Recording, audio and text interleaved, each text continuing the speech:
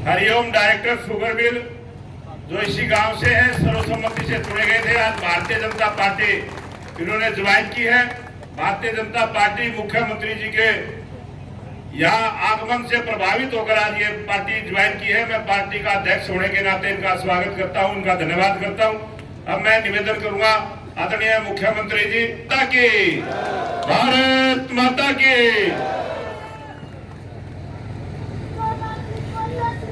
जय श्री राम, जय श्री राम, जय श्री राम, जय श्री राम। हमारा सीएम कैसा है? बिलाल मरे,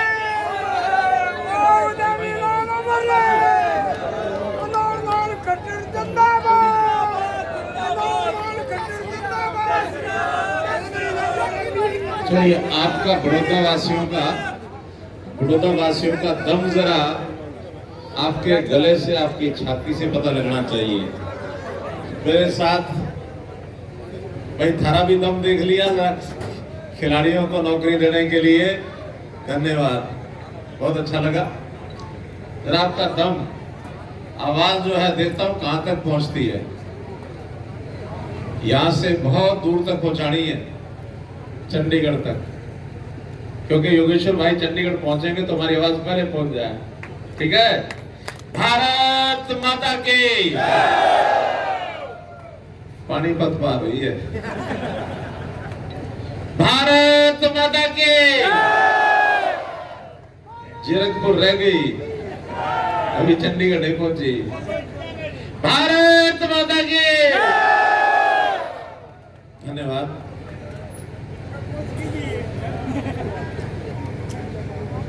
हमारी इस बड़ौदा की धरती में, इस माटी में जन्मे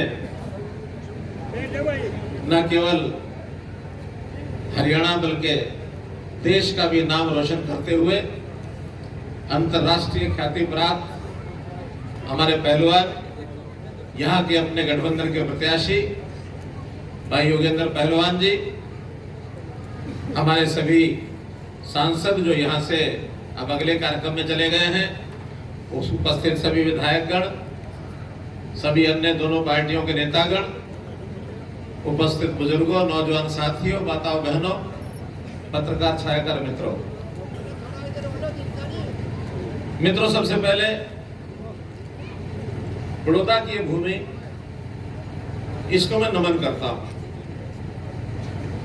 क्योंकि ये धरती बड़ी पवित्र है, अखाड़ों की धरती है। ये नामी ग्रामी पहलवान यहाँ हुए, पहलवानों की ये धरती है। अगर हम नाम गिनना चाहें तो पंडित शीशराम जी पहलवान तो यहाँ का नाम रहा है। राजेंद्र पहलवान रिटायर्ड डीआईजी, एशिया के गोल्ड मेडलिस्ट हुए, ओलंपियन और अर्जुन अवार्डी भी हुए। रुस्तम हिंद जगत सिंह पहलवान, इंटरनेशनल पहलवान सरिता मोर, पहलवानों का ये गांव। और संयोग से इस युद्ध में, इस अखाड़े में हमारे जो प्रत्याशी उतरे हैं वो भी हमारे योगेश्वर पहलवान। अब पहलवानों की धरती, पहलवान के समर्थन में नहीं उतरेंगे तो किसके समर्थन में उतरेंगे? उसके समर्थन में जिसको चुनाव का पर्चा भरने से पहले वो जानता ही नहीं था। सुना था किसी ने नाम, पूरा नाम तो मुझे ध्यान नहीं है, लेकिन भालू करके बुलाते हैं तो थोड़ा सा याद आ गया मुझे। क्या है नाम उसका? हिंदू। तो ये जो पॉलिटिकल लड़ाई है, ये जो अखाड़ा है, दुर्भाग्य से यहाँ के चुने हुए विधायक का देहांत हो गया, जिस कारण से ये सीट खाली हुई और उसी कारण से ये मौका आज आया है। अब चूंकि उनका निधन होना ये दुर्भाग्य की बात है, लेकिन इसी में से आज आप लोग अपना एक सौभाग्य भी निकाल सकते हैं कि हम अपने बीच का ऐसा नौजवान जिसने हमारे इस इलाके का नाम न केवल देश में, प्रदेश में, बल्कि दुनिया में रोशन किया है, अब बारी है उसको आगे लाने की।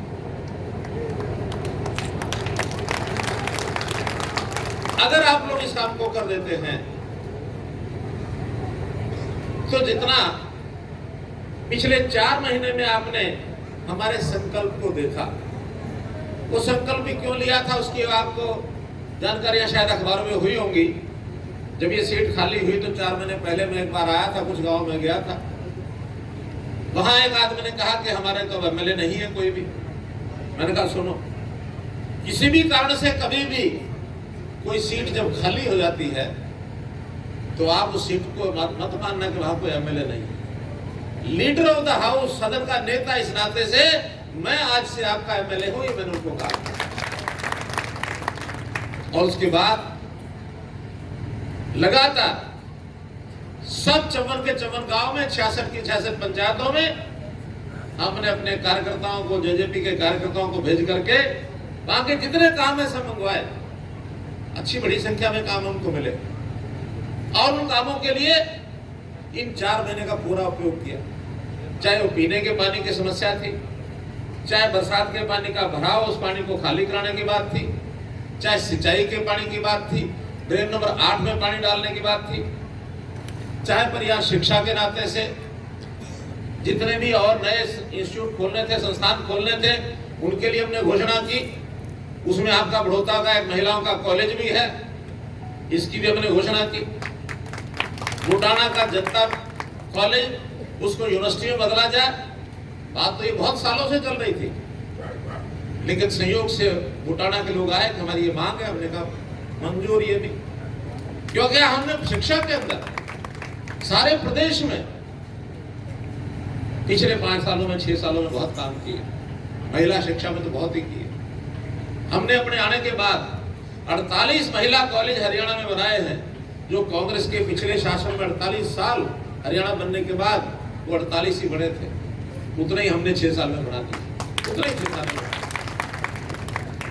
तो ये 4 महीने में इतना काम कर सकते हैं। आपकी पंचायतों में लाखों रुपया, करोड़ों रुपया जो काम उन्होंने बताया वो हमने भेजा है। कुछ पंचायतें खर्च नहीं कर पाई हैं क्योंकि आचार संहिता लग गई। हमने कहा कोई नहीं, 11 तारीख के बाद तो खर्च कर ही लोगे, तो इसलिए उनको भरपूर पैसा भेजा है। 4 महीने में जब इतना काम किया है, ये आपको हमारी जो काम करने की पद्धति, तरीका, हमारा संकल्प, हम जो कहते हैं वो करते हैं, और जो कभी न कर सके कभी कहते भी नहीं है। बहुत लोग आते हैं शिकायत लेके कि मनोहर लाल जी राजनीतिक आदमी है, जो कोई आए सबकी हाँ कर दिया करो। मगर बिल्कुल मैं वैसा राजनीतिक आदमी नहीं हूं। जैसे झूठे वायदे पिछली सरकारें कांग्रेस की करती रही है, हम पहले हिसाब किताब लगा लेते हैं, डिपार्टमेंट से पूछ लेते हैं भाई ये काम होने वाला है कि नहीं है। जब वो कहते हैं हाँ हो सकता है, इतना खर्चा आएगा, खर्चे की चिंता मत करो, खर्चे का प्रबंध हम करेंगे। संयोग से मैं मुख्यमंत्री के साथ साथ फाइनेंस मिनिस्टर, वित्त मंत्री भी हूं, इसलिए आज कहीं भी कोई पैसा लगाना होता तो मुझे किसी से पूछना नहीं पड़ता।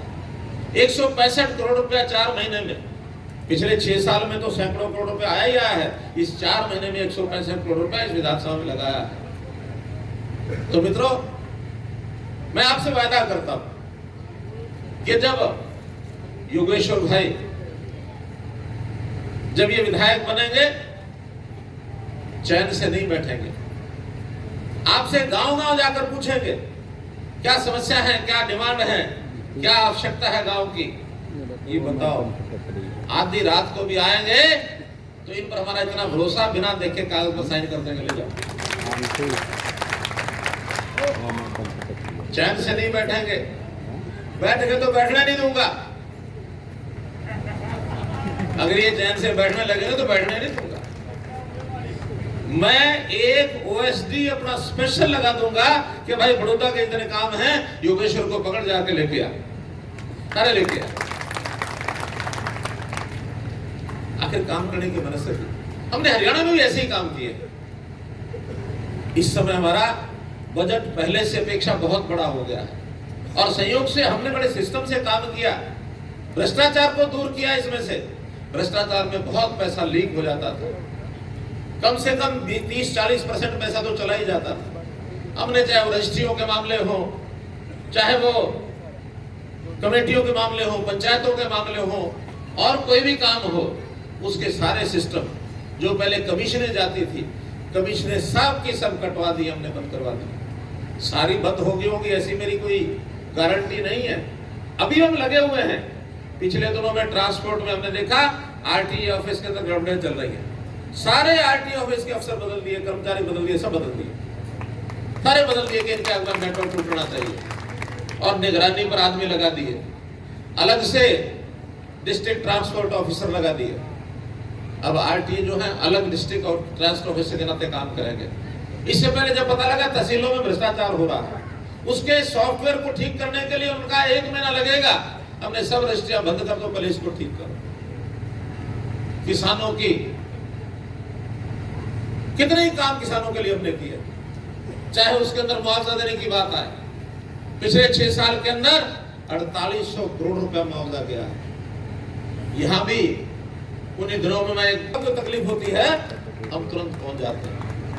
अभी झूठ बोलने की जो कांग्रेस की आदत है, अब वो डरा रहे हैं कि किसानों के 3 बिल इन्होंने बढ़ाए हैं, किसानों के लिए मंडियां खत्म हो जाएंगे, एमएसपी खत्म हो जाएंगे। मैं कहता हूं 1 महीना हो गया प्रोक्योरमेंट होते हुए, आज बाजरा है चाहे धान है, कोई मंडी बंद हुई है? बताइए, कोई मंडी बंद हुई है? एमएसपी कहीं खत्म हुआ है? कहीं नहीं हुआ। इन 3 बिलों के कारण से तो किसान को एक रास्ता पहले था, उसके 2 रास्ते कर दिए कि भाई अगर पैसा मंडी में ठीक मिले तो मंडी में आ जा, बाहर ठीक मिले तो बाहर चला जा। जहां ज्यादा पैसा मिले वहां जाकर के बेच अपनी चीज को। पहले क्या होता था, मंडी के बाहर बेच नहीं सकता था, और मंडी में खरीदार जिस भाव लेता था उसकी मजबूरी थी। ये जो एमएसपी है, पहले ये मिनिमम सपोर्ट प्राइस नहीं था, इसको मैक्सिमम सपोर्ट प्राइस बना करके और किसानों को बता दिया कि भाई इतना ही मिलेगा, इससे ज्यादा नहीं मिलेगा। हम क्या कहते हैं, नहीं, बाहर अगर प्राइवेट खरीदने वाला कोई ज्यादा में खरीदना चाहता है तो यहाँ आने की जरूरत नहीं, जाके वहां बेच दे, हमारी मार्केट फीस नहीं मिलेगी तो कोई बात नहीं, कोई बात नहीं। सरकार का तो बल्कि इसमें घाटा है। हमें 4% की जो कमीशन है 1% कर दी है। 3% घटने से 300 करोड़ रुपए चला गया। कोई बात नहीं, हम कहीं ना कहीं से और से लाएंगे, गांव की सड़क बनानी हम बढ़ा देंगे, मंडियां बढ़ा देंगे, कोई बजट की कमी नहीं है। लेकिन किसान को घाटा नहीं होना चाहिए।